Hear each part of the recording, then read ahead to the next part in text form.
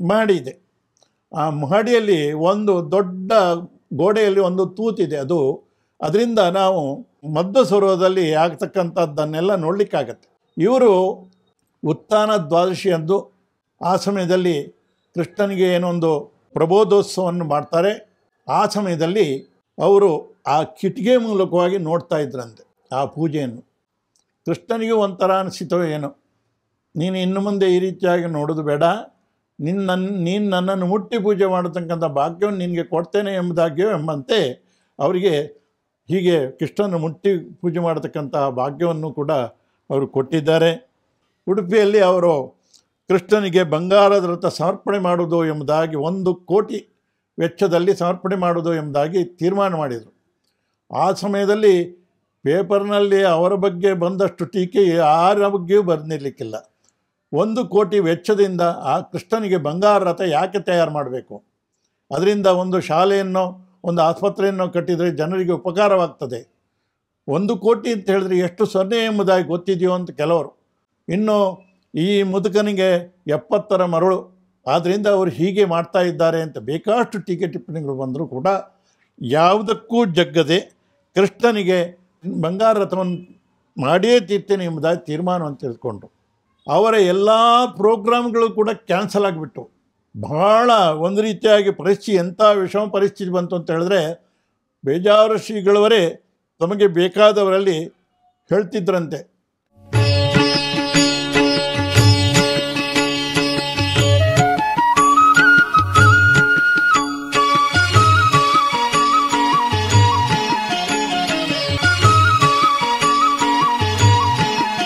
ಶ್ರೀರಾಮಂ ಮನಮತ್ಸೇವ್ಯಂ ಶ್ರೀಕೃಷ್ಣಂ ಭೀಮಸೇವಿತಂ ಶ್ರೀವ್ಯಾಸಂ ಶ್ರೀಮದಾನಂದ ತೀರ್ಥಸಂಸೇವಿತಂ ಭಜೆ. ವ್ಯಾಸಾಯ ಭವನಾಶಾಯ ಶ್ರೀಶಾಯ ಗುಣರಾಶಯೇ ಹೃದ್ಯಾಯ ಶುದ್ಧವಿದ್ಯಾಯ ಮಧ್ವಾಯ ಚ ನಮೋ ನಮಃ. ಸರ್ವಮಂಗಲಮಾಂಗಲ್ಯೆ ಶಿವೆ ಸರ್ವಾರ್ಥಸಾಧಿಕೆ ಶರಣ್ಯೇ ತ್ರ್ಯಂಬಕೆ ದೇವಿ ನಾರಾಯಣಿ ನಮೋಸ್ತುತೆ. ಅಭ್ರಮಂ ಭಂಗರಹಿತಂ ಅಜಡಂ ವಿಮಲಂ ಸದಾ ಆನಂದತೀರ್ಥಮತಲಂ ಭಜೇತ್ತಾಪತ್ರಯಾಪಂ. ಅನವದ್ಯಾತ್ಮಚಾರಿತ್ರ್ಯಂ ವಾದಿಕಜ್ಯೋತಭಾಸ್ಕರಂ ವಿದ್ಯಾಮಾನ್ಯಗುರುಂ ವಂದೇ ವಿದ್ಯಾವಿದ್ಯೋತಭಾಸ್ವರಂ. ವಿದ್ಯಾಮಾನ್ಯ ತೀರ್ಥರ ಆರಾಧನೆಯ ಈ ಸುಸಂದರ್ಭದಲ್ಲಿ ಯತಿಕುಲ ರಾಜಹಂಸ ಶ್ರೀ ವಿದ್ಯಾಮಾನ್ಯ ತೀರ್ಥ ಶ್ರೀಪಾದರ ಬಗ್ಗೆ ಒಂದೆರಡು ಮಾತುಗಳನ್ನು ಹೇಳಿ ನನ್ನ ನಮನವನ್ನು ಸಲ್ಲಿಸಬೇಕು ಎಂಬುದಾಗಿ ನಾನು ಆಶಿಸ್ತಾ ಇದ್ದೇನೆ. ವಿದ್ಯಾಮಾನ್ಯ ತೀರ್ಥರಿಗೆ ಯೋಗಾಯೋಗವೋ ಎಂಬಂತೆ ಅವರು ಮೊದಲು ಭಂಡಾರಕೇರಿ ಮಠದ ಅಧೀಶರಾಗಿದ್ದರೂ ಕೂಡ ಅನಂತರ ಅವರ ಪುಣ್ಯದ ಫಲವಾಗಿಯೋ ಪವಾಡ ಸದೃಶವಾಗಿ ಕೃಷ್ಣನನ್ನು ಮುಟ್ಟಿ ಪೂಜೆ ಮಾಡತಕ್ಕಂತಹ ಪಲಿಮಾರು ಮಠದ ಅಧೀಶರು ಕೂಡ ಅವರು ಆದರು. ಹೀಗೆ ಭಂಡಾರಕೇರಿ ಮಠ, ಪಲಿಮಾರು ಮಠ ಉಭಯ ಮಠಾಧೀಶರಾಗಿ ಅವರು ಕೃಷ್ಣನ ಸೇವೆಯನ್ನು ಕೂಡ ಮಾಡಿದವರು. ಹೀಗೆ 2 ಮಠದ ಅಧಿಪತಿಗಳಾಗಿರತಕ್ಕಂಥದ್ದು ಮಾಧ್ವ ಸಂಪ್ರದಾಯದಲ್ಲಿಯೇ ಬಹಳ ಕಡಿಮೆ. ಶ್ರೀಮದಾಚಾರ್ಯರ ಪೂರ್ವಾಶ್ರಮದ ಅನುಜರು ವಿಷ್ಣುತೀರ್ಥರು ಅವರು ಸೋದೆ ಮಠ ಹಾಗೂ ಸುಬ್ರಹ್ಮಣ್ಯ ಮಠ 2ರ ಅಧಿಪತಿಗಳು ಆಗಿದ್ದರು. ಇವರನ್ನು ಪೇಜಾವರ ಶ್ರೀಗಳವರು ಗುರುಣಾಂ ಗುರುಂ ಅಂತ ಹೇಳಿ ಗುರುಗಳಿಗೂ ಗುರುಗಳಾದವರು ಎಂಬುದಾಗಿ ಅವರನ್ನು ಹೊಗಳಿದ್ದಾರೆ. ಇವರು ಎರ್ಮಾಳಿನ ವೇದಮೂರ್ತಿಗಳಾಗಿರತಕ್ಕಂತಹ ಶ್ರೀರಾಮಕೃಷ್ಣ ತಂತ್ರಿಗಳು, ಅವರಿಗೆ ಕುಪ್ಪಣ್ಣ ತಂತ್ರಿಗಳು ಎಂಬುದಾಗಿಯೇ ಕರೀತಾ ಇದ್ದರು. ಅವರ 3ನೇ ಮಗ. ಇವರಿಗೆ ಒಬ್ಬ ಅಣ್ಣ, ಒಬ್ಬಳು ಅಕ್ಕ, ಹಾಗೆ 2 ತಂಗಿಯರಿದ್ದರು. ಇವರು ಹಾಗಾಗಿ 3ನೇಯವರು. ಪ್ರಮಾದಿ ಸಂವತ್ಸರದ ಕರ್ಕಾಟಕ ಆಷಾಢ ಕೃಷ್ಣ ನವಮಿ 27/7/1913ನೇ ಇಸ್ವಿಯಲ್ಲಿ ಭರಣಿ ನಕ್ಷತ್ರದಲ್ಲಿ ಇವರು ಹುಟ್ಟಿದ್ದಾರೆ. ಮಗನಿಗೆ ನಾರಾಯಣ ಎಂಬುದಾಗಿ ಹೆಸರನ್ನು ಕೂಡ ಇಟ್ಟಿದ್ದಾರೆ. ಇವರಿಗೆ ಉಪನಯನ ಮಾಡಬೇಕು ಎಂಬುದಾಗಿ ತಂದೆಯವರು 3 ದಿವಸವನ್ನು ಗುರುತು ಹಾಕ್ಕೊಂಡಿದ್ದರು. ಅಕಸ್ಮಾತ್ತಾಗಿ ಇವರ ಊರಿಗೆ ಪುತ್ತಿಗೆ ಮಠದ ಶತಾಯುಷಿಗಳಾಗಿರತಕ್ಕಂತಹ ಹಾಗೂ ತಪಸ್ವಿಗಳಾಗಿರತಕ್ಕಂತಹ ಶ್ರೀ ಸುಧೀಂದ್ರ ತೀರ್ಥ ಶ್ರೀಪಾದರು ಆ ದಾರಿಯಲ್ಲಿ ಹೋಗುವಾಗ ಅವರನ್ನು ಒತ್ತಾಯ ಮಾಡಿ ನಮ್ಮನೆಯಲ್ಲಿ ತಾವು ಭಿಕ್ಷೆಯನ್ನು ತೆಗೆದುಕೊಳ್ಬೇಕು ಎಂಬುದಾಗಿ ಹೇಳಿ ಮರುದಿವಸ ನೋಡುವಾಗ ಇವರು ತೀರ್ಮಾನ ಮಾಡಿರತಕ್ಕಂಥ ಉಪನಯನದ ಒಂದು ದಿವಸವೇ ಆಗಿತ್ತು ಕಾಕತಾಳೀಯವಾಗಿ. ಆ ದಿವಸ ಉಪನಯನ ಆದಮೇಲೆ ಸುಧೀಂದ್ರ ತೀರ್ಥರಿಂದ ಇವರಿಗೆ ಶ್ರೀಕೃಷ್ಣ ಮಂತ್ರ ಉಪದೇಶವಾಗಿದೆ.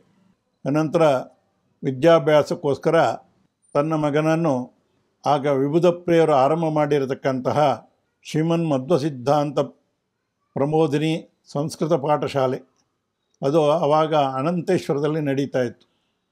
ಅಲ್ಲಿಗೆ ಅಧ್ಯಯನಕ್ಕೋಸ್ಕರ ತನ್ನ ಮಗನನ್ನು ಹಾಕಿದರು. ಇಲ್ಲಿಕ್ಕೆ ವ್ಯವಸ್ಥೆ ಅದರ್ವಾರ ಮಠದಲ್ಲಿ ಆಗಿತ್ತು. ಅದೇ ಸಮಯದಲ್ಲಿ ಭಂಡಾರಕೆರೆ ಮಠದ ಆಗಿನ ಶ್ರೀಪಾದರಾಗಿರತಕ್ಕಂತಹ ವಿದ್ಯಾರಣ್ಯ ತೀರ್ಥರು ಉಡುಪಿಗೆ ಬಂದಿದ್ದರು. ಬಂದ ಸಮಯದಲ್ಲಿ ಅವರಿಗೆ ಉಲ್ಬಣವಾಗಿರತಕ್ಕಂತಹ, ಅದು ಗುಣವಾಗಲಿಕ್ಕೆ ಸಾಧ್ಯ ಇಲ್ಲದೇ ಇರತಕ್ಕಂತಹ ಕಾಯಿಲೆ ಅವರನ್ನು ಬಾಧಿಸಿತು. ಆ ಸಮಯದಲ್ಲಿ ಪರ್ಯಾಯ ಪೀಠಾರೂಢರಾಗಿರತಕ್ಕಂತಹ ಶ್ರೀ ವಿಬುಧಪ್ರಿಯ ತೀರ್ಥರಿಗೆ ಇವರು ತಮ್ಮ ಮಠದ ಉತ್ತರಾಧಿಕಾರಿ ಶಿಷ್ಯ ಸ್ವೀಕಾರದ ಜವಾಬ್ದಾರಿಯನ್ನು ಅವರಿಗೆ ವಹಿಸಿಕೊಡ್ತಾರೆ. ವಿಬುಧಪ್ರಿಯರು ತಮ್ಮ ಮಠದಲ್ಲಿ ಇರತಕ್ಕಂತಹ ನಾರಾಯಣನನ್ನು ನೋಡಿದಾಗ ಅವರು ಕರೀತಾರೆ. ಕರೆದು ನೀನು ಆಶ್ರಮ ಸ್ವೀಕರಿಸ್ತೀಯಾ ಎಂಬುದಾಗಿ ಕೇಳ್ತಾರೆ. ಕೇಳಿದ ಕೂಡಲೇ ಆ ನಾರಾಯಣ ಆಗಲಿ ಎಂಬುದಾಗಿ ಹೇಳ್ತಾರೆ. ಶ್ರೀಪಾದಂಗಳವರಿಗೆ ಭಾರಿ ಸಂತೋಷವಾಗಿ ಮನೆಯವರನ್ನೆಲ್ಲ ಕರೆಸಿ ಒಪ್ಪಿಸಿ ಕೊನೆಗೆ ಅವರಿಗೆ ಕ್ರೋಧನಾಮ ಸಂವತ್ಸರದ ಕಾರ್ತಿಕ ಕೃಷ್ಣ ಪಂಚಮಿ ಅಂದರೆ 5/11/1925 ಸನ್ಯಾಸಾಶ್ರಮ ದೀಕ್ಷೆಯನ್ನು ಕೊಡ್ತಾರೆ. ಅಲ್ಲದೆ ಸರ್ವಜ್ಞ ಪೀಠದಲ್ಲಿ ಅವರಿಗೆ ಆವಾಗ ಪರ್ಯಾಯ, ವಿಬುಧ ಪ್ರಿಯರ ಪರ್ಯಾಯ, ಆ ಸರ್ವಜ್ಞ ಪೀಠದಲ್ಲಿಯೇ ಕುಳಿತುಕೊಂಡು ಇವರಿಗೆ ಪ್ರಣವಮಂತ್ರದ ಉಪದೇಶವನ್ನು ಕೂಡ ಕೊಟ್ಟಿದ್ದಾರೆ.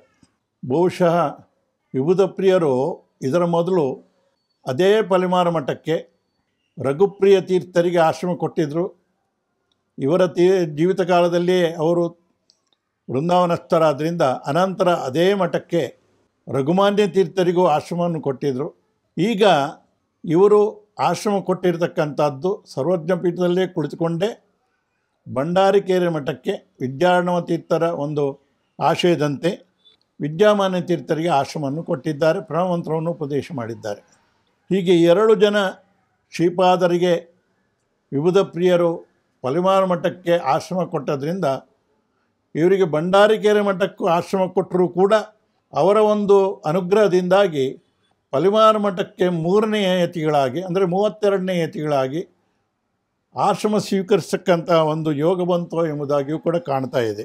ತಮ್ಮ ಪರ್ಯಾಯ ಮುಗಿದ ಕೂಡಲೇ ಬಾಲಸನ್ಯಾಸಿಯಾಗಿರತಕ್ಕಂತಹ ವಿದ್ಯಾಮಾನ್ಯರನ್ನು ವಿಬುಧ ಪ್ರಿಯರು ಘಟಿಕಾಚಲಕ್ಕೆ ಕರೆದುಕೊಂಡು ಹೋದರು.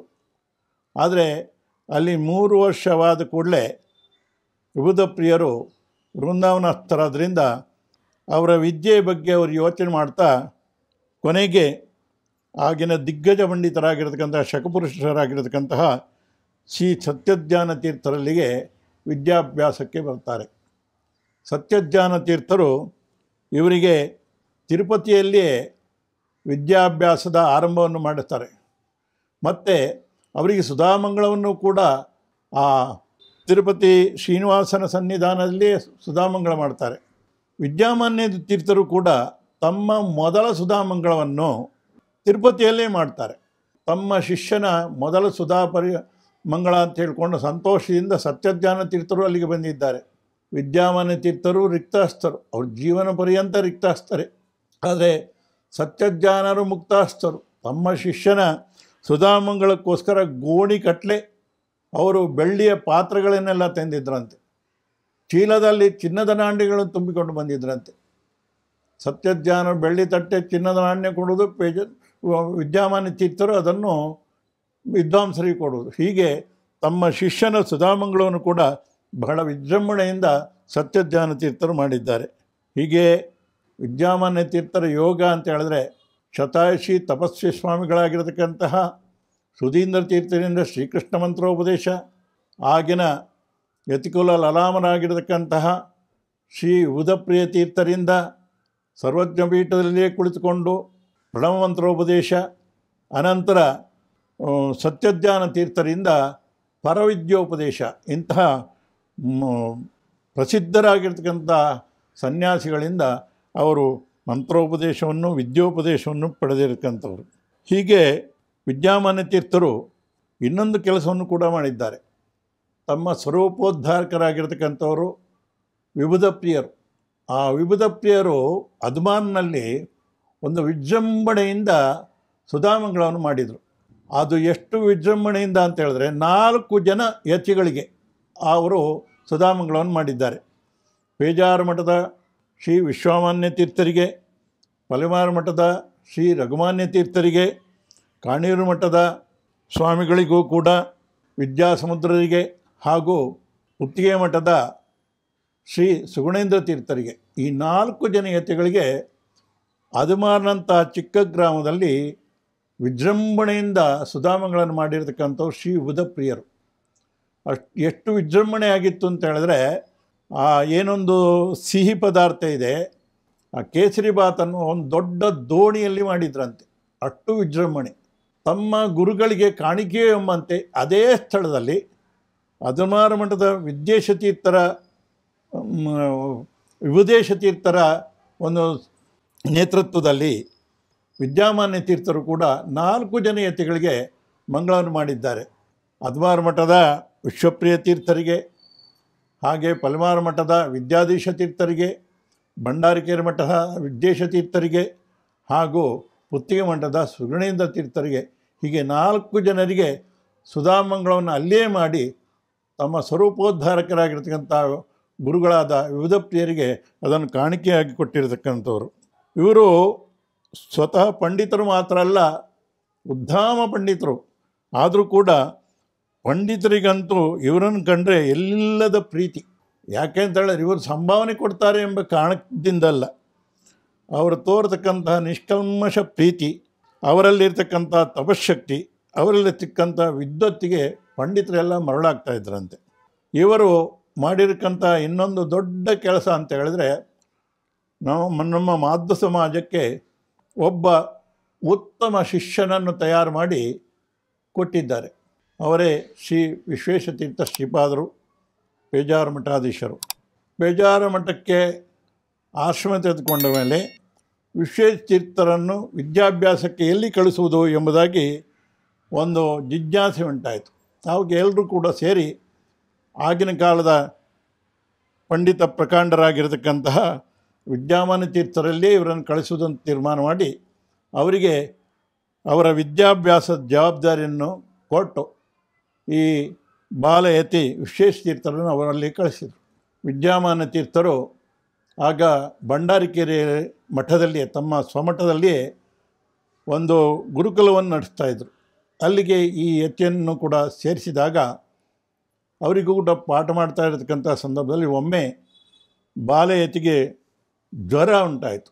ವಿಶೇಷ ತೀರ್ಥರು ಅಂತ ಹೇಳಿದ್ರೆ ಅವರ ದೇಹದಲ್ಲಿ ಬರೀ ಎಲುಬು ಮತ್ತು ಚರ್ಮ ಎರಡೇ ಇರತಕ್ಕಂಥದ್ದು, ಅಷ್ಟು ಅವರ ಕ್ಷೀಣವಾಗಿರ್ತಕ್ಕಂಥ ಶರೀರ ಅವರದು. ಇನ್ನು ಜ್ವರ ಬಂದರೆ ಏನು ಕೇಳಬೇಕು, ಮಧ್ಯಾಹ್ನದಿಂದ ನೋಡ್ತಾರೆ ಜ್ವರ ಏರ್ತಾನೇ ಇದೆ. ಹಳ್ಳಿಯ ಮದ್ದನ್ನೆಲ್ಲ ಮಾಡಿದ್ದಾರೆ, ಜ್ವರ ಬಿಡ್ತಾನೇ ಇಲ್ಲ. ರಾತ್ರಿ ಆಯಿತು, ರಾತ್ರಿ 11 ಗಂಟೆ ಆಗುವಾಗ ಮೈ ಸುಡುವಷ್ಟು ಜ್ವರ ಬಂತು. ವಿದ್ಯಾಮಾನ್ಯ ತೀರ್ಥರು ಕೂಡಲೇ ಮಠದವರನ್ನು ಕರೆದು ಸ್ವಾಮಿಗಳನ್ನು ಕೂಡಲೇ ಡಾಕ್ಟ್ರ್ ಹತ್ರ ಕರ್ಕೊಂಡು ಹೋಗಬೇಕು ಅಂತ. ಮಠದವರು ಹೇಳಿದರು, ನಮ್ಮ ಹತ್ರ ಈಗ ವೆಹಿಕಲ್ ಏನೂ ಇಲ್ಲ, ವೆಹಿಕಲ್ ಬರುವ ಸಂದರ್ಭವೂ ಇಲ್ಲ. ಯಾಕೆಂತೇಳಿ ರಾತ್ರಿ ಜಡಿಮಳೆ ಬರ್ತಾಯಿದೆ, ಕೋಲ್ಮಿಂಚುಗಳು, ಬರ ಸಿಡಿಲು. ಇಂಥ ಸಂದರ್ಭದಲ್ಲಿ ಸ್ವಾಮಿ ನಾವು ಮಠದಿಂದ ಹೊರಗೆ ಹೋಗೋದೇ ಕಷ್ಟ. ಹಾಗಿರುವಾಗ ಇಲ್ಲಿಂದ 2 ಕಿಲೋಮೀಟರ್ ದೂರದಲ್ಲಿದೆ ಬಾರ್ಕೂರು, ಅಲ್ಲಿ ಡಾಕ್ಟರ್ ಶಾಪ್ ಇರತಕ್ಕಂಥದ್ದು. ಮತ್ತು ಹೋಗುವಾಗ ಮಧ್ಯದಲ್ಲಿ ಒಂದು ನದಿ ಬೇರೆ ಇದೆ, ಆ ನದಿಯಲ್ಲಿ ಪ್ರವಾಹ ಬೇರೆ ಇದೆ. ಯಾರು ಕೂಡ ದೋಣಿಯನ್ನು ಕೂಡ ಅಲ್ಲಿ ದಾಟಲಿಕ್ಕೆ ಬರಲಿಕ್ಕೆ ಸಾಧ್ಯ ಇಲ್ಲ. ಇಂಥ ಸಂದರ್ಭದಲ್ಲಿ ಏನು ಮಾಡಲಿಕ್ಕೆ ಆಗೋದಿಲ್ಲ, ನಾವು ನಾಳೆಗೆ ಹೋಗಬೇಕು ಅಂತೇಳಿ ಜ್ವರ ಬರ್ತಕ್ಕಂಥ ಮಗುವನ್ನು ತಾಯಿಯಂತೆ ತಮ್ಮ ಶಾಲಿನಲ್ಲಿ ಸುತ್ತಿ ತಮ್ಮ ತೊಡೆಯಲ್ಲಿ ಮಲಗಿಸ್ಕೊಂಡಿದ್ದಾರೆ ವಿದ್ಯಾಮಾನ್ಯ ತೀರ್ಥರು. ಸಾಧ್ಯವೇ ಇಲ್ಲ, ಏನೇ ಆಗಲಿ ಮಗುವನ್ನು ಕರ್ಕೊಂಡೇ ಹೋಗಬೇಕು. ಕೊನೆಗೆ ಮಠದವರೆಲ್ಲ ಹೊರಟು ಇವರೇ ಮಗುವನ್ನು ಇಟ್ಕೊಂಡಿದ್ದಾರೆ. ಒಬ್ಬರು ನಾವು ಹೊತ್ಕೊಳ್ತೇವೆ ಅಂತೇಳಿ ಒಬ್ಬರಿಗೂ ಕೊಟ್ಟಿಲ್ಲ, ಸೀದಾ ಹೊತ್ಕೊಂಡು ಹೋಗ್ತಾರೆ. ಎದುರಿಗೆ ಪ್ರವಾಹದ ನದಿ ಎದುರಿಗೆ ಇದೆ. ದೋಣಿ ಅವನನ್ನು ಕರೆದ್ರೆ ಅವನು ಓಡಿ ಬಂದ. ಸ್ವಾಮಿ, ಈ ಪ್ರವಾಹದಲ್ಲಿ ದೋಣಿಯಿಂದ ಹೋಗಲಿಕ್ಕೆ ಸಾಧ್ಯ ಇಲ್ಲ, ಯಾಕೆಂದ್ರೆ ದೋಣಿ ಮಗುಚು ಬೀಳುವ ಸಾಧ್ಯತೆ ಇದೆ, ಖಂಡಿತ ನಾವು ಹೋಗೋದು ಅಷ್ಟು ಒಳ್ಳೆಯದಲ್ಲ ಎಂದ ಹೇಳ್ದ. ಸ್ವಾಮಿಯರು ಹೇಳಿದರು, ಮಗುವಿಗೆ ಜ್ವರ ಇರ್ತಾ ಇದೆ, ಆದ್ದರಿಂದ ಹೋಗಲೇಬೇಕು ಅಂತ. ಕೊನೆಗೆ ಅವನು ಸ್ವಾಮಿಗಳು ಒಂದು ಮಾತಿಗೆ ಒಪ್ಪಿಕೊಂಡು ಪ್ರವಾಹದಲ್ಲಿ ಹೋದ. ಪ್ರವಾಹದಲ್ಲಿ ಹೋಗಿ ಅನಂತರ ಡಾಕ್ಟರ್ ಮನೆಗೆ ಹೋದರೆ ಅವರಿಗೆ ಬಾಗಿಲು ತಟ್ಟಿದರೆ ಏನೋ ಮಳೆ ಗಾಳಿಯಿಂದ ಅದು ಬಾಗಿಲು ಏನೋ ತಟ್ಟಿದಾಗ ಆಗ್ತದೆ ಅಂತ ಅವ್ರು ಹೇಳಲೇ ಇಲ್ಲ. ಕೊನೆಗೆ ಜೋರಾಗಿ ತಟ್ಟಿದಾಗ ಅವ್ರು ಎದ್ಕೊಂಡು ಬಂದರು. ನೋಡಿದ್ಕೊಳ್ಳೆ ಅವರಿಗೆ ದಂಗಾಗಿ ಹೋಯಿತು. ಸ್ವಾಮಿಗಳನ್ನು ಕರ್ಕೊಂಡು ಬಂದಿದ್ದಾರೆ. ಕೊನೆಗೆ ಮಗುವಿಗೆ ಏನೋ ಮದ್ದುಗಳನ್ನು ಇಂಜೆಕ್ಷನ್ ಎಲ್ಲ ಕೊಟ್ಟರು. ಆ ಮಗುವನ್ನು ಹಿಡ್ಕೊಂಡು ಬಂದು ರಾತ್ರಿ ಇಡೀ ತಾವೇ ಅದಕ್ಕೆ ಗಾಳಿ ಹಾಕ್ತಾಯಿದ್ರಂತೆ ವಿದ್ಯಾಮಾನ್ಯ ತೀರ್ಥರು. ಕೊನೆಗೆ ಅದು ಗುಣ ಏನಾಯಿತು, ಈ ರೀತಿಯಾಗಿ ವಿದ್ಯಾಮಾನ್ಯರಿಗೂ ಮತ್ತು ವಿಶ್ವೇಶತೀರ್ಥರು ವಿದ್ಯಾಮಾನ್ಯರನ್ನು ಯಾವ ರೀತಿಯಾಗಿ ಶಿಷ್ಯ ಪ್ರೇಮದಿಂದ ಸಾಕಿದ್ದಾರೆ ಅಂತ ಹೇಳೋದಕ್ಕೆ ಈ ಒಂದು ದೃಷ್ಟಾಂತವೇ ಸಾಕಾಗ್ತದೆ. ಇನ್ನೊಂದು ದೃಷ್ಟಾಂತವನ್ನು ಹೇಳಬೇಕು ಅಂತ ಹೇಳಿದರೆ, ಪೇಜಾವರ ಶ್ರೀಗಳವರು ಬೆಂಗಳೂರಿನಲ್ಲಿರ್ತಕ್ಕಂಥ ಒಂದು ಹರಿಜನ ಕೇರಿಗೆ ಹೋದರು. ಆಗ ಮಾಧ್ವ ಸಂಘ ಎಲ್ಲ ಮಾಡಿ ಬೇಕಾಷ್ಟು ಮಾಧ್ವರನ ಒಗ್ಗಟ್ಟಿಗೆ ಶ್ರಮಿಸಿರತಕ್ಕಂಥವರು ಶ್ರೀ ವಿಶ್ವೇಶತೀರ್ಥರು. ಮರುದಿವಸ ನೋಡುವಾಗ ಪೇಪರ್ನಲ್ಲಿ ಅದರ ಬಗ್ಗೆ ಸಿಕ್ಕಾಪಟ್ಟೆ ವೃತ್ತಾಂತಗಳೆಲ್ಲ ಪ್ರಸಾರ ಆಗಿಬಿಟ್ಟಿವೆ. ವಿಶ್ವೇಶತೀರ್ಥರು ಹರಿಜನ ಕೇರಿಗೆ ಹೋಗಿದ್ದಾರೆ ಎಂಬುದಾಗಿ. ಏನಾಗಿದೆ ಅಂತ ಹೇಳಿದ್ರೆ, ಇಡೀ ಮಾಧ್ವ ಸಮಾಜ ಅವರಿಗೆ ತಿರುಗಿ ಬಿದ್ದಿದೆ. ಅವರ ಎಲ್ಲ ಪ್ರೋಗ್ರಾಮ್ಗಳು ಕೂಡ ಕ್ಯಾನ್ಸಲ್ ಆಗಿಬಿಟ್ಟು ಬಹಳ ಒಂದು ರೀತಿಯಾಗಿ ಪರಿಸ್ಥಿತಿ ಎಂಥ ವಿಷಮ ಪರಿಸ್ಥಿತಿ ಬಂತು ಅಂತ ಹೇಳಿದ್ರೆ, ಬೇಜಾರು ಶ್ರೀಗಳವರೇ ತಮಗೆ ಬೇಕಾದವರಲ್ಲಿ ಹೇಳ್ತಿದ್ರಂತೆ, ಹೀಗೇ ಮುಂದುವರೆದರೆ ನಾನು ಮಠದ ಅಧೀಶತ್ವವನ್ನು ತೊರೆದು ಎಲ್ಲಿಯಾದರೂ ಬಿಡಿ ಸನ್ಯಾಸಿ ಆಗಿರ್ತೇನೆ ಅಂತ ಹೇಳುವಷ್ಟು ಅವರಿಗೆ ದುಃಖ ಆಗುವಷ್ಟು ಅಂದಿನ ಪರಿಸ್ಥಿತಿ ಬಂತು. ಇಂತಹ ವಿಷಮ ಪರಿಸ್ಥಿತಿ ಇರುವಾಗ ಏನು ಮಾಡುವುದಂತ ಯೋಚನೆ ಮಾಡಿ ಕೊನೆಗೆ ಅವರು ಧೈರ್ಯ ತಗೊಂಡು ಹೋಗಿರ್ತಕ್ಕಂಥದ್ದು ವಿದ್ಯಾಮಾನ್ಯರ ಸಮೀಪಕ್ಕೆ. ಅವರ ಸಮೀಪಕ್ಕೆ ಹೋಗಿ ನಮಸ್ಕಾರ ಮಾಡಿದಾಗ ಅವ್ರಿಗೆ ವಿಶ್ವೇಶತೀರ್ಥರು ಏನೂ ಹೇಳಬೇಕಾಗಿರಲಿಲ್ಲ. ಆ ಸಮಯದಲ್ಲಿ ವಿದ್ಯಾಮಾನ್ಯ ತೀರ್ಥರು ಹೇಳ್ತಾರೆ, ಒಬ್ಬ ವೈದ್ಯನಾದವನ ಕರ್ತವ್ಯ ಏನು ಅಂತ ಹೇಳಿದ್ರೆ, ಅವನಲ್ಲಿಗೆ ಬ್ರಾಹ್ಮಣನೇ ಬರಲಿ ಅಥವಾ ದಲಿತನೇ ಬರಲಿ, ಅವನು ಅವರಿಗೆ ಚಿಕಿತ್ಸೆ ಕೊಡಬೇಕಾದ್ದು ಕರ್ತವ್ಯ. ಹಾಗೆಯೇ ತಾವು ಭವರೋಗ ವೈದ್ಯರಾಗಿದ್ದೀರಿ. ಆದ್ದರಿಂದ ತಮ್ಮ ಕರ್ತವ್ಯ ಏನು ಅಂತ ಹೇಳಿದ್ರೆ, ದಲಿತರು ಹಿಂದೂ ಸಮಾಜದಲ್ಲೇ ಉಳಿಯುವಂತೆ ಅವರಲ್ಲಿ ಆತ್ಮವಿಶ್ವಾಸವನ್ನು ತುಂಬಿಸಲಿಕ್ಕೋಸ್ಕರ ತಾವು ಹರಿಜನ ಕೇರಿಗೆ ಹೋಗಿದ್ದೀರಿ. ಇಲ್ಲ ಅಂತ ಹೇಳಿದ್ರೆ ಅಷ್ಟೂ ಜನರು ಪರಮತಕ್ಕೆ ಮತಾಂತರ ಆಗತಕ್ಕಂಥ ಸಂದರ್ಭ ಇರ್ತಿತ್ತು. ತಾವು ಮಾಡಿರತಕ್ಕಂಥ ಕೆಲಸ ಸ್ತುತ್ಯವಾಗಿದೆ ಅಂತ ಹೇಳಿದಾಗ ಪೇಜಾವರ ಶ್ರೀಪಾದಂಗಳವರಿಗೆ ಆಕಾಶದಲ್ಲಿ ಹಾರಿದಷ್ಟು ಸಂತೋಷ ಆಯ್ತಂತೆ. ಯಾವಾಗ ಗುರುಗಳ ಒಂದು ಬೆಂಬಲ ಸಿಕ್ತೋ ಅವರಿಗೆ ಆನೆ ಬಲವಂತು. ಕೊನೆಗೆ ಮಠಕ್ಕೆ ಹೋದರು, ಮಠಾಧೀಶರನ್ನು ಭೇಟಿಯಾದರು, ಪಂಡಿತರನ್ನು ಭೇಟಿಯಾದರು, ಎಲ್ಲರನ್ನು ಭೇಟಿಯಾಗಿ ತಮ್ಮ ನಿಲುವೇನು ಎಂಬುದಾಗಿ ಅವರು ಎಲ್ಲರಿಗೂ ಸ್ಪಷ್ಟಪಡಿಸಿದರು. ಮತ್ತು ವಿಶ್ವೇಶತೀರ್ಥರತ್ತ ವಾದ ಮಾಡಿ ಜಯಿಸಿದವರೇ ಇಲ್ಲ. ಯಾರನ್ನೂ ಕೂಡ ಅವರು ತಮ್ಮ ವಾದದಿಂದ ಅಂಥ ಒಂದು ವಾಕ್ಚಾತುರ್ಯ ಅವರಲ್ಲಿತ್ತು. ಹೀಗೆ ಶಿಷ್ಯರಿಗೆ ಗುರುಗಳು ಅನುಗ್ರಹವನ್ನು ಮಾಡಿದ್ದಾರೆ. ಇನ್ನೊಂದು ದೊಡ್ಡ ಅನುಗ್ರಹ ಮಾಡಿದ್ದು ಅಂತ ಹೇಳಿದ್ರೆ, ಪೇಜಾವರ ಶ್ರೀಗಳವರ ಪರ್ಯಾಯ ಕಾಲ. ಆ ಸಮಯದಲ್ಲಿ ಪೇಜಾವರ ಶ್ರೀಗಳವರಿಗೆ ಒಂದು ಉಲ್ಬಣ ಕಾಯಿಲೆ ಉಂಟಾಯಿತು. ಆ ಕಾಯಿಲೆ ಎಷ್ಟು ಅಂತ ಹೇಳಿದ್ರೆ, ಪೇಜಾವರ ಶ್ರೀಗಳು ಮೊದಲೇ ದಿನಕ್ಕೆ ಕ್ಷೀಣ ಆಗ್ತಾ ಇದ್ದಾರೆ. ಅವರಿಗೆ ಔಷಧಿ ಕೊಟ್ಟರೆ ಅವರ ದೇಹ ಅದಕ್ಕೆ ಸ್ಪಂದಿಸ್ತಾ ಇಲ್ಲ ಎಂಬಂಥ ವಿಷಯ ವಿದ್ಯಾಮಾನ್ಯರಿಗೆ ಗೊತ್ತಾಯಿತು. ವಿದ್ಯಾಮಾನ್ಯರ ತೀರ್ಥರು ಆಗ ಬೆಂಗಳೂರಿನಲ್ಲಿ ಚಾತುರ್ಮಾಸ್ಯವನ್ನು ಕುಳಿತುಕೊಂಡಿದ್ದರು. ಅವರು ಯತಿಗಳಿಗೆ ಚಾತುರ್ಮಾಸ್ಯ ವ್ರತ ಎಷ್ಟು ಮುಖ್ಯ ಎಂಬುದು ಎಲ್ಲರಿಗೂ ಗೊತ್ತು. ಆದರೂ ಕೂಡ ತನ್ನ ಶಿಷ್ಯನಿಗೆ ಈ ರೀತಿಯಾಗಿ ಆಗ್ತದೆ ಎಂಬುದಾಗಿ ತಿಳಿದಿರಕ್ಕಂಥವರು ಕೂಡಲೇ ತಮ್ಮ ಚಾತುರ್ಮಾಸ್ಯ ವ್ರತವನ್ನು ಅಲ್ಲಿಗೆ ಮುಗಿಸಿ ಕೂಡಲೇ ಉಡುಪಿಗೆ ಹೋದರು. ಉಡುಪಿಗೆ ಹೋಗಿ ಬೆಳಗಾತ ಏಳುವಾಗ ಗುರುಗಳನ್ನು ಕಾಣ್ತಾ ಇದ್ದಾರೆ ವಿಶ್ವೇಶತೀರ್ಥರು. ಅವರ ಒಂದು ಆಲಿಂಗನದಿಂದ ಕೊನೆಗೆ ಏನಾಯಿತು ಅಂತ ಹೇಳಿದ್ರೆ ಆ ಕಾಯಿಲೆ ಎಲ್ಲ ದಿನ ದಿನಕ್ಕೆ ಗುಣವಾಗ್ಲಿಕ್ಕೆ ಶುರುವಾಯಿತು. ಮದ್ದುಗಳೆಲ್ಲ ಅವರಿಗೆ ಮದ್ದಿಗೆ ವಿಶ್ವೇಶ್ವರಯ್ಯರ ದೇಹ ಸ್ಪಂದಿಸ್ಲಿಕ್ಕೆ ಶುರುವಾಯಿತಂತೆ. ಕೂಡಲೇ ಶೀಘ್ರವಾಗಿ ಅವರು ಗುಣಮುಖರಾದರು. ಈ ರೀತಿಯಾಗಿ 3 ಸಂದರ್ಭದಲ್ಲಿ ತಮ್ಮ ಶಿಷ್ಯರಿಗೆ ಅವರು ಅನುಗ್ರಹವನ್ನು ಮಾಡಿದ್ದಾರೆ. ಶಿಷ್ಯರಿಗೆ ಅನುಗ್ರಹ ಮಾಡಿದಂತೆ ಗುರುಗಳಿಗೂ ತಾನೇನಾದರೂ ತಾನು ಒಂದು ತಮ್ಮ ಉಪಕಾರ ಸ್ಮರಣೆಯನ್ನು ಮಾಡಬೇಕು ಎಂಬ ದೃಷ್ಟಿಯಿಂದ ವಿಶ್ವೇಶತೀರ್ಥರು ಮಾಡಿರತಕ್ಕಂಥ ಒಂದು ದೊಡ್ಡ ಕೆಲಸ ಅಂತ ಹೇಳಿದ್ರೆ, ತಮ್ಮ ಗುರುಗಳಾಗಿರತಕ್ಕಂಥ ವಿದ್ಯಾಮಾನ್ಯ ತೀರ್ಥರಿಗೆ ಶ್ರೀಕೃಷ್ಣನ ಪೂಜೆಯನ್ನು ಕೊಡಿಸಿರತಕ್ಕಂಥದ್ದು. ಆ ಸಂದರ್ಭದಲ್ಲಿ ವಲಿಮಾರು ಮಠಾಧೀಶರಾಗಿರತಕ್ಕಂತಹ ಶ್ರೀ ರಘುವಲ್ಲಭ ತೀರ್ಥರು ತಾವು ಸನ್ಯಾಸವನ್ನು ಬಿಡ್ತಾ ಇದ್ದೇವೆ, ಮಠದ ಆದಿತ್ಯವನ್ನು ತೊರೀತಾ ಇದ್ದೇವೆ ಎಂಬುದಾಗಿ ಹೇಳಿದ್ರಿಂದ ಆ ಸಮಯದಲ್ಲಿ ಅದುನಾರಾಯಣ ಮಠದ ಉಪದೇಶ ತೀರ್ಥರು ಹಾಗೂ ಪೇಜಾರು ಮಠದ ವಿಶೇಷ ತೀರ್ಥರು ಇಬ್ಬರೂ ಸೇರಿ ಈ ಮಠದ ಆಧಿಪತ್ಯವನ್ನು ಭಂಡಾರಕೆರೆ ಮಠಾಧೀಶರಾಗಿರತಕ್ಕಂತಹ ವಿದ್ಯಾಮಾನ್ಯ ತೀರ್ಥರಿಗೆ ಕೊಡಬೇಕು ಎಂಬುದಾಗಿ ಅವರು ತೀರ್ಮಾನ ಮಾಡಿ ಕೂಡಲೇ ಅದಕ್ಕೇನು ಹಿಂದೆ ಮುಂದೆ ನೋಡದೆ ಶೀಘ್ರವಾಗಿ ಆ ಮಠದ ಅಧಿಪತಿಗಳನ್ನಾಗಿ ಅವರು ಮಾಡಿದ್ದಾರೆ. 3/2/1969 ಸೌಮ್ಯ ಸಂವತ್ಸರದ ಮಾಘ ಶುದ್ಧ ಪ್ರತಿಪತ್ತಿನಂದು ಅವರಿಗೆ ಪರಿಮಾಣ ಮಠದ ಅಧೀಶರನ್ನಾಗಿ ಮಾಡಿದರು. ಆ ಸಮಯದಲ್ಲಿ ಉಳಿದ ಮಠದ ಅಧಿಪತಿಗಳಿಗೆಲ್ಲ ಇದು ಇಷ್ಟವಾಗಲಿಲ್ಲ. ಅವರು ಕೋರ್ಟಿನಲ್ಲಿ ಕೇಸ್ ಹಾಕಿದರು. ಆದರೂ ಕೂಡ ವಿದ್ಯಾಮಾನ್ಯ ತೀರ್ಥರು 2 ಪರ್ಯಾಯವನ್ನು ಮಾಡಿದರು.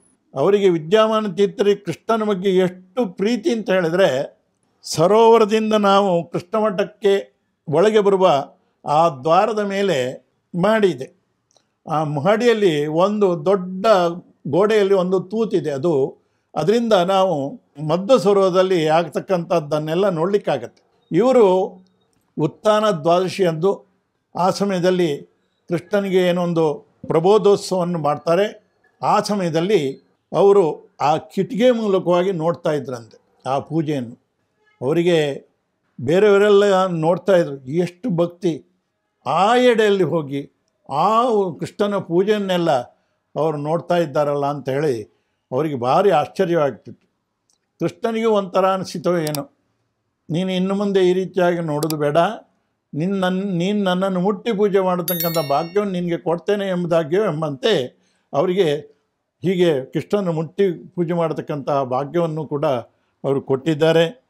ಹೀಗೆ 2 ಪರ್ಯಾಯವನ್ನು ಅವರು ಮಾಡಿದ್ದಾರೆ. ಮೊದಲ ಪರ್ಯಾಯದಲ್ಲಿ ತಾವು ಪೂಜೆ ಮಾಡತಕ್ಕಂಥ ಬಂಗಾರದ ಪೀಠವನ್ನೆಲ್ಲ ಕರಗಿಸಿ ಅದರಿಂದ ಕೃಷ್ಣನಿಗೆ ಒಂದು ತೊಟ್ಟಿಲನ್ನು ಮಾಡಿ ಕೃಷ್ಣನನ್ನು ಅದರಲ್ಲಿ ತುಗಿಸಿದ್ದಾರಂತೆ. 2ನೇ ಪರ್ಯಾಯದಲ್ಲಿ ಅವರು ಮಾಡಿರತಕ್ಕಂಥ ಒಂದು ದೊಡ್ಡ ಕೆಲಸ ಅಂತ ಹೇಳಿದ್ರೆ, ಕೃಷ್ಣನಿಗೆ ಬಂಗಾರದ ರಥವನ್ನು ಒಪ್ಪಿಸಿರತಕ್ಕಂಥದ್ದು. ಅವರು ಸಂಚಾರದಲ್ಲಿ ಹೋಗುವಾಗ ಸಮಯಪುರದಲ್ಲಿ ಪಳನಿಯಲ್ಲಿ ಎಲ್ಲ ಬಂಗಾರದ ರಥ ಇದೆ, ನಮ್ಮ ಕೃಷ್ಣನಿಗೆ ಯಾಕೆ ಇರಬಾರ್ದು ಎಂಬುದಾಗಿ ತೀರ್ಮಾನ ಮಾಡಿಕೊಂಡು ಉಡುಪಿಯಲ್ಲಿ ಅವರು ಕೃಷ್ಣನಿಗೆ ಬಂಗಾರದ ರಥ ಸಮರ್ಪಣೆ ಮಾಡುವುದು ಎಂಬುದಾಗಿ 1 ಕೋಟಿ ವೆಚ್ಚದಲ್ಲಿ ಸಮರ್ಪಣೆ ಮಾಡುವುದು ಎಂಬುದಾಗಿ ತೀರ್ಮಾನ ಮಾಡಿದರು. ಆ ಸಮಯದಲ್ಲಿ ಪೇಪರ್ನಲ್ಲಿ ಅವರ ಬಗ್ಗೆ ಬಂದಷ್ಟು ಟೀಕೆ ಯಾರ ಬಗ್ಗೆಯೂ ಬಂದಿರಲಿಕ್ಕಿಲ್ಲ. 1 ಕೋಟಿ ವೆಚ್ಚದಿಂದ ಆ ಕೃಷ್ಣನಿಗೆ ಬಂಗಾರ ರಥ ಯಾಕೆ ತಯಾರು ಮಾಡಬೇಕು, ಅದರಿಂದ ಒಂದು ಶಾಲೆಯನ್ನು ಒಂದು ಆಸ್ಪತ್ರೆಯನ್ನು ಕಟ್ಟಿದರೆ ಜನರಿಗೆ ಉಪಕಾರವಾಗ್ತದೆ. 1 ಕೋಟಿ ಅಂತ ಹೇಳಿದ್ರೆ ಎಷ್ಟು ಸೊನ್ನೆ ಎಂಬುದಾಗಿ ಗೊತ್ತಿದೆಯೋ ಅಂತ ಕೆಲವರು.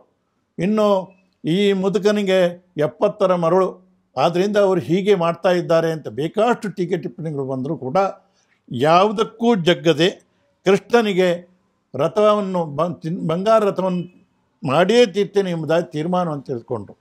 ಆ ಸಮಯದಲ್ಲಿ 3 ರೀತಿಯಾಗಿ ತಯಾರು ಮಾಡ್ಬೋದು ಅಂತೇಳಿ ಹೇಳಿದರು.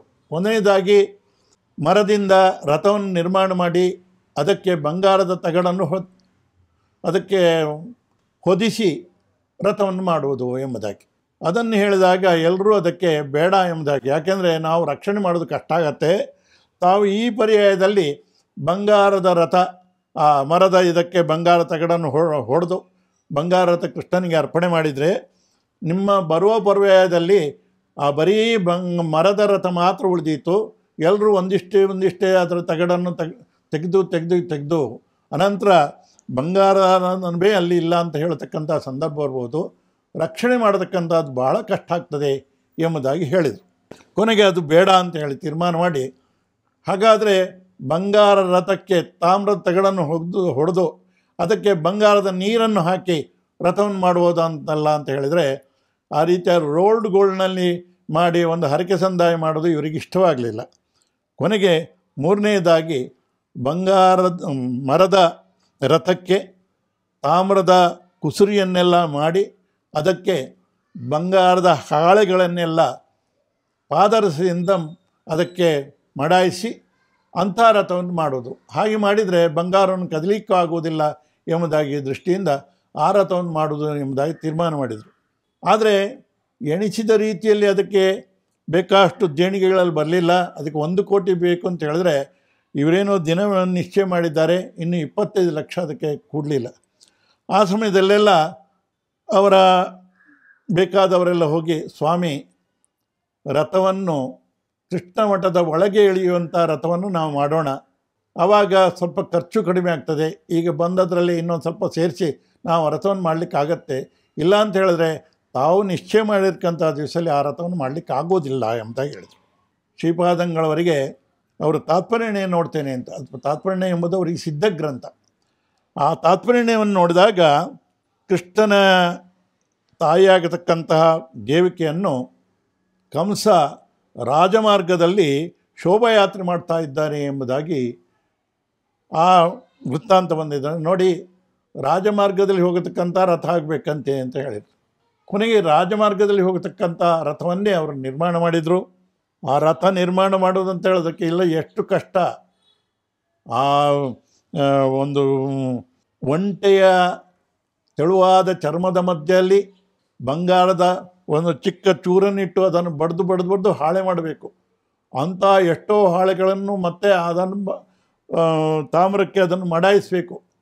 ಹೀಗೆಲ್ಲ ಕೆಲಸ ಇದ್ದರೂ ಕೂಡ ಅವರ ಒಂದು ದೃಢ ಚಿತ್ತದಿಂದಾಗಿ ಆ ರಥ ಅದು ಕೃಷ್ಣನಿಗೆ ಸಮರ್ಪಣೆ ಮಾಡುವುದು ಅಂತ ಹೇಳಿ, ಅದು ಜುಲೈ 1987 5ನೇ ತಾರೀಕಿಗೆ ಕೃಷ್ಣನಿಗೆ ಸಮರ್ಪಣೆ ಮಾಡುವುದು ಅಂತ ನಿಶ್ಚಯ ಮಾಡಿದರು. ಆ ಸಮಯದಲ್ಲಿ ಆ ನಡೆದಿರಕ್ಕಂಥ ಒಂದು ಘಟನೆಯನ್ನು ನಾನು ಹೇಳಲೇಬೇಕು. ನಾನು ಆವಾಗ ಪರ್ಯಾಯದಲ್ಲಿ ಸ್ವಲ್ಪ ನನ್ನ ಸೇವೆಯನ್ನು ಸಲ್ಲಿಸ್ತಾ ಇದ್ದೆ. ಯಾರೋ ಒಬ್ಬರು ತಮಿಳುನಾಡಿನ ಒಂದು ನಾದಸ್ವರದ ಪಂಗಡ ಬಂದು ಕೃಷ್ಣನ ಎದುರಿಗೆ ಚಂದ್ರಶಾಲೆಯಲ್ಲಿ ಅವರು ತಮ್ಮ ಸೇವೆಯನ್ನು ಸಲ್ಲಿಸ್ತಾ ಇದ್ದರು. ವಿದ್ಯಾಮಾನ್ಯ ತೀರ್ಥರು ಆ ಸಮಯದಲ್ಲಿ ಪೂಜೆಯನ್ನು ಮುಗಿಸ್ಕೊಂಡು ಬಂದು ಚಂದ್ರಶಾಲೆಯಲ್ಲಿ ಅಲ್ಲಿ ನಮಸ್ಕಾರ ಮಾಡಿದರು. ನಮಸ್ಕಾರ ಮಾಡಿದ್ರೆ 1 ನಿಮಿಷ ಅನಂತರ ಮಾಡಿ ಹೋದರು. ಅನಂತರ ಸರ್ವಜ್ಞ ಪೀಠದಲ್ಲಿ ಕುಳಿತುಕೊಂಡವರು ನನ್ನನ್ನು ಕರೆದರು. ನಾನು ಹೋದೆ. ಅವರು ತಂಡದವ್ರು ಬಂದಿದ್ದಾರಲ್ಲ ಅವರನ್ನು ಕರಿ ಅಂತ ಹೇಳಿ ಅವರು ಬಂದರು. ಬಂದ ಕೂಡಲೇ ನಾನು ಹೀಗೆ ಜುಲೈಯಲ್ಲಿ 5ನೇ ತಾರೀಕು ಕೃಷ್ಣನಿಗೆ ಬಂಗಾರಥವನ್ನು ಸಮರ್ಪಣೆ ಮಾಡ್ತೇನೆ, ಆ ಒಂದು ಸಮಾರಂಭಕ್ಕೆ ತಾವು ಬಂದು ನಾದಸ್ವರವನ್ನು ನುಡಿಸಬೇಕು ಅಂತ ಹೇಳಿದರು. ಆ ಮನುಷ್ಯನಿಗೆ ಕಣ್ಣಿನಲ್ಲಿ ಪಟಕ್ಕ ಅಂತ ನೀರೇ ಬಂದುಬಿಡ್ತು. ಅಲ್ಲ, ನಾನು ಯಾರು ಅಂತ ಹೇಳಿ ಗೊತ್ತಿಲ್ಲ, ನನ್ನ ಯೋಗ್ಯತೆ ಏನು ಅಂತ ಗೊತ್ತಿಲ್ಲ, ಕೂಡಲೇ ನೀವು ಮಾಡಿ ಅಂತೇಳಿ ಹೇಳ್ತಾ ಇದ್ದಾರಲ್ಲ ಅಂತ ನೋಡಿದರೆ ಅವನ ಡೈರಿಯನ್ನು ನೋಡ್ತಾನೆ. ಆ ದಿವಸ ಅವನಿಗೆ ಅಮೇರಿಕಾದಲ್ಲಿ ಪ್ರೋಗ್ರಾಮ್ ಇದೆ. ಕೊನೆಗೆ ಅದೆಲ್ಲ ಏನೇ ಇರಲಿ ಅದು ಕ್ಯಾನ್ಸಲ್ ಮಾಡ್ತಾನೆ, ಸ್ವಾಮಿ ತಾವು ಹೇಳಿದಂತೆ ನಾನು ಬರ್ತೇನೆ ಎಂಬುದಾಗಿ ಹೇಳ್ದ. ನಾನು ಕೊನೆಗೆ ಅವರನ್ನು ಕೇಳಿದ್ದೇನೆ, ತಾವು ಯಾರು ಎಂಬುದಾಗಿ ನನಗೆ ಹೇಳ್ಬೋದು. ನಾನು ಕಲಾಕಾರ್ಯದರ್ಶಿಯಾಗಿದ್ದು. ಅದಕ್ಕೆ ಅವನು ಹೇಳಿದ, ನಾನು ಡಾಕ್ಟರ್ ಮುನಿರತ್ನಂ ಎಂಬುದಾಗಿ. ನನಗೆ ಸಾಮಾನ್ಯವಾಗಿ ವರ್ಷಕ್ಕೆ ಒಂದು 200 ಪ್ರೋಗ್ರಾಮು ಬೇರೆ ಬೇರೆ ದೇಶಗಳಲ್ಲೇ ಇರ್ತದೆ.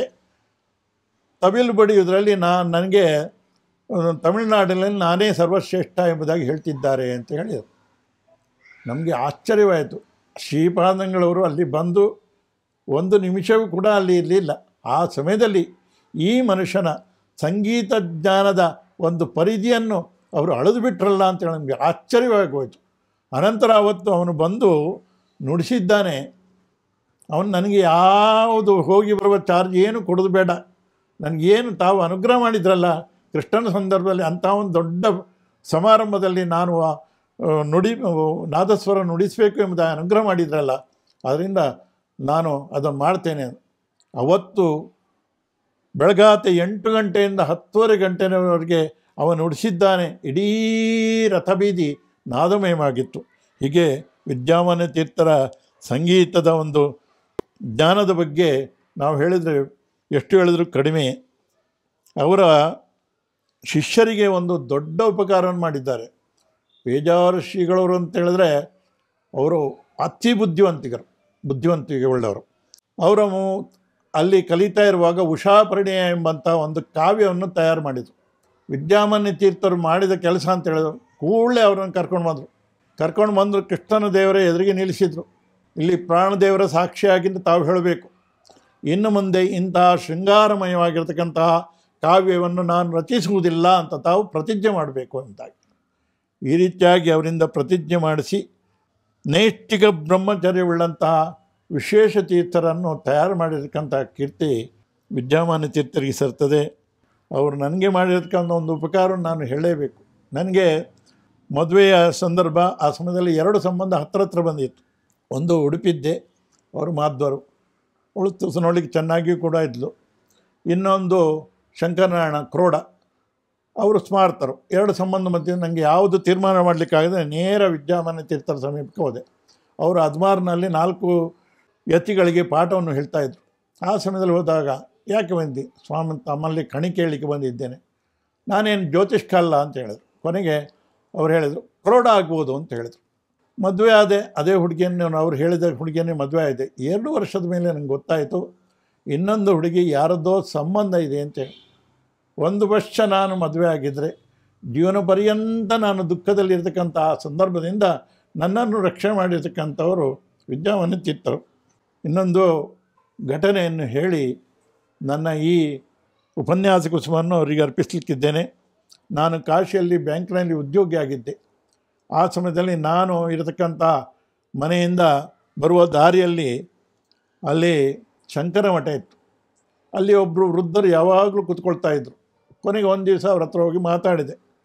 ಮಾತಾಡ್ತಾ ನಾನು ವಿದ್ಯಾಮಾನ್ಯರ ಶಿಷ್ಯ ಎಂಬುದಾಗಿ ಹೇಳಿದೆ. ಆಗ ಅವರು ಹೇಳಿದರು, ನಾನು ದೊಡ್ಡ ಪಂಡಿತ ಅಂತೇಳಿ, ನನ್ನ ಶಿಷ್ಯಕೋಟಿ ಬಹಳಷ್ಟಿದೆ, ಅವರಿಗೆಲ್ಲ ನಾನು ದೊಡ್ಡ ಪಂಡಿತ ಅಂಥೇಳಿ ಗೌರ್ಮೆಂಟಿಗೆಲ್ಲ ರೆಕಮೆಂಡ್ ಮಾಡಿ ನನಗೆ 10,000 ತಿಂಗಳಿಗೆ ಮಾಸಾಶನ ಬರುವಂತೆ, ಅದು ಕೂಡ ನಾನು 82ನೇ ಇಸ್ವಿಯಲ್ಲಿ ಇದ್ದದ್ದು. ಆ ಸಮಯದಲ್ಲಿ 10,000 ಮಾಸಾಶನ ಬರುವಂತೆ ನನಗೆ ಮಾಡಿದ್ದಾರೆ. ಆದರೆ ಒಮ್ಮೆ ವಿದ್ಯಾಮಾನ್ಯ ತೀರ್ಥರು ಪ್ರಯಾಗದಲ್ಲಿ ಒಂದು ಸಭೆಯನ್ನು ಮಾಡಿದರು. ಆ ಸಮಯದಲ್ಲಿ ನಾನು ಕೂಡ ಹೋಗಿದ್ದೆ. ಎಲ್ಲ ಪಂಡಿತರೊಡನೆ ವಾಕ್ಯಾರ್ಥ ಮಾಡಿ ನಮ್ಮನ್ನು ತಿಣಿಕಿ ಅನಂತರ ನಮ್ಮ ಯೋಗ್ಯತೆ ಏನು ಅಂತ ನಮಗೆ ತಿಳಿಯುವಂತೆ ಮಾಡಿ, ನಮ್ಮ ಯೋಗ್ಯತೆಯನ್ನು ಅವರೂ ತಿಳಿಯುವಂತೆ ಮಾಡಿಕೊಂಡು ನಮಗೆ 3,000 ರೂಪಾಯಿ ಸಂಭಾವನೆಯನ್ನು ಕೊಟ್ಟಿದ್ದಾರೆ. ನನಗೆ ನನ್ನ ಶಿಷ್ಯರು, ನನ್ನ ಪಾಂಡಿತ್ಯದ ಅರಿವೇ ಇಲ್ಲದಿರತಕ್ಕಂಥ ಶಿಷ್ಯರು ರೆಕಮೆಂಡ್ ಮಾಡಿ ಕೊಟ್ಟಿರ್ತಕ್ಕಂಥ 10,000 ಮಾಸಾಶನ ನನಗೆ ದೊಡ್ಡದಲ್ಲ. ವಿದ್ಯಾಮಾನ್ಯ ತೀರ್ಥರು ನಮ್ಮನ್ನೆಲ್ಲ ಚೆನ್ನಾಗಿ ವಾದದಲ್ಲಿ ತಿಕ್ಕಿ ಅನಂತರ ನಮಗೆ 3,000 ರೂಪಾಯಿ ಕೊಟ್ಟಿದ್ದಾರಲ್ಲ, ಈ 10,000ಕ್ಕಿಂತ ಅದೇ ದೊಡ್ಡದು ಅಂತ ಹೇಳಿದಾಗ ನಮ್ಮ ಗುರುಗಳ ಗುಣಗಾನವನ್ನು, ಅದು ಕೂಡ ದೂರದ ಕಾಶಿಯಲ್ಲಿ, ಅದು ಒಬ್ಬರು ಅನ್ಯಮತೀಯರಿಂದ ಕೇಳಿದಾಗ ನನ್ನ ಸಂತೋಷಕ್ಕೆ ಪಾರವೇ ಇಲ್ಲ.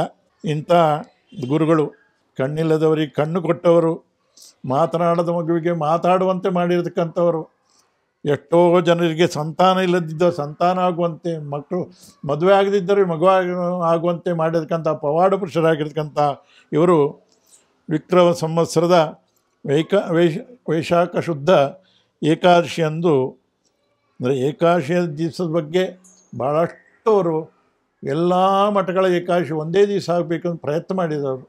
ಅಂಥವರು ಅದೇ ದಿವಸ ಹರಿಪಾದವನ್ನು ಸೇರಿದ್ದಾರೆ. ಆ ಸಮಯದಲ್ಲಿ ಅವರಿಗೆ ಸರಿಯಾಗಿ ಕುತ್ಕೊಳ್ಳಿಕ್ಕಾಗ್ತಿಲ್ಲ, ಸರಿಯಾಗಿ ಮಲಗಲಿಕ್ಕೆ ಆಗ್ತಿರಲಿಲ್ಲ. ನನಗೆ ಆ ಸಮಯದಲ್ಲಿ ಕಡಿಯಾಳ ದೇವಸ್ಥಾನ ಪೂಜೆ ಇತ್ತು. ನಾನು ಕೊನೆಗೆ ಅಲ್ಲಿಯ ಗಂಧವನ್ನು ಒಂದು ಬಾಳೆ ಎಲೆಯಲ್ಲಿ ಕಟ್ಟಿಕೊಂಡು ಬಂದು ಅವರ ಕೈಗೆ ಕೊಟ್ಟೆ.